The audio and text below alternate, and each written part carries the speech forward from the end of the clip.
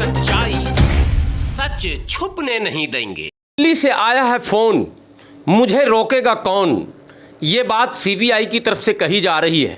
CBI का खुला ऐलान है कि टीएमसी नेताओं को हर हाल में हम गिरफ्तार करेंगे क्योंकि हमारे ऊपर दिल्ली का हाथ है।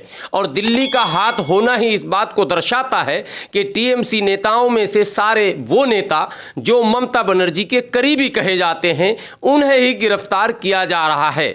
आरोप यह है कि शारदा नारदा घोटाले में इनकी संलिप्तता पाई गई है, जबकि टीएमसी के नेता सड़कों पर उतरकर साफ शब्दों में कह रहे हैं कि शारदा घोटाले में मुख्य आरोपी मुकुल राय हैं, उन्हें क्यों नहीं गिरफ्तार किया जाता है। दूसरे आरोपी जिनकी तस्वीरें पूरे भारत के लोगों ने रिश्वत लेते हुए देखी है, जो वीडियो वायरल हो चुका था, वो है विपक्ष के नेता शुभेंदु अधिकारी, और उनकी भी गिरफ्तारी नहीं हो रही है। तो क्या यह माना जाए कि पक्षपातपूर्ण काम अब सीबीआई के द्वारा केंद्र सरकार के इशारे पर किया जा रहा? क्या चुनाव के बाद खिसियानी बिल्ली खंबा नोचे वाली कहावत फिर से चरितार्थ होती दिख रही है?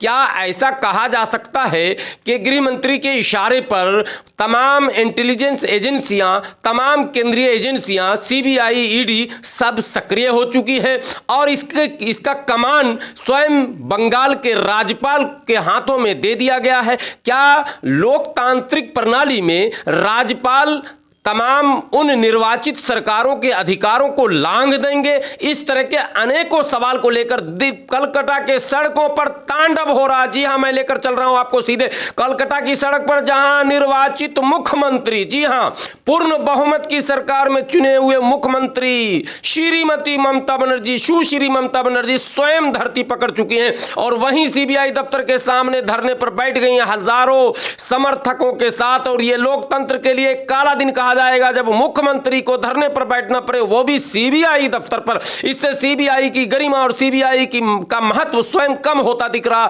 सीबीआई एक प्रतिष्ठित जांच एजेंसी है जिस पर सबको भरोसा करना चाहिए, और अगर भरोसा लड़खड़ाता है तो ये अपने आप में प्रश्न खड़ा करता है कि आखिर ऐसा क्यों? क्या केंद्र और राज्य के बीच सामंजस्य का अभाव हो चुका है? क्या केंद्र की नीयत इसमें सही नहीं है? क्या लोकतंत्र भारतीय गणराज्य में केंद्र और राज्य के बीच इस तरह की कटुता भारतीय गणराज्य के उस बनावट को कमजोर करने का काम कर रही है? क्या केंद्र सरकार की मंशा सही नहीं है या फिर राज्य सरकार का जो तरीका है वो सही नहीं है? अनेकों प्रकार की बातें अब बहस में आ चुकी हैं। लगातार यह समाचार चलाया जा रहा है कि शुभेंदु अधिकारी और मुकुल राय को छोड़कर और 10 और बड़े नेता, जो कद्दावर नेता शुभेंदु और मुकुल के अलावा 10 और बड़े नेता जो भारतीय जनता पार्टी में, इन सबों के नाम शारदा नारदा में आ चुके हैं, लेकिन इन पर किसी भी प्रकार की ना तो कार्रवाई हो रही है, ना इनके नाम की चर्चा हो रही है। लेकिन इसके विपरीत फिरहाद हकीम, जी हां, ममता के करीबी कहे जाते हैं, ये कोलकाता के मेयर भी रह चुके हैं, उन पर मदन मित्रा, ममता के करीबी कहे जाते हैं, मदन मित्रा पर सुब्रत मुखर्जी, ये भी ममता के करीबी हैं, और पूर्व कोलकाता के मेयर शोभम चटर्जी। तो चटर्जी, मुखर्जी, बनर्जी सबको लपेट लिया गया है।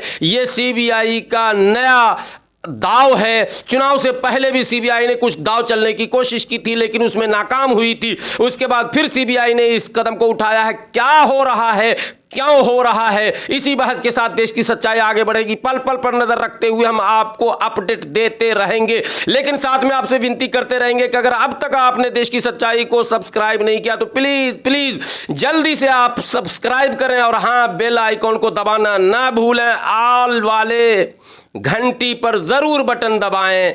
शुक्रिया, खुदा हाफिज, जय हिंद।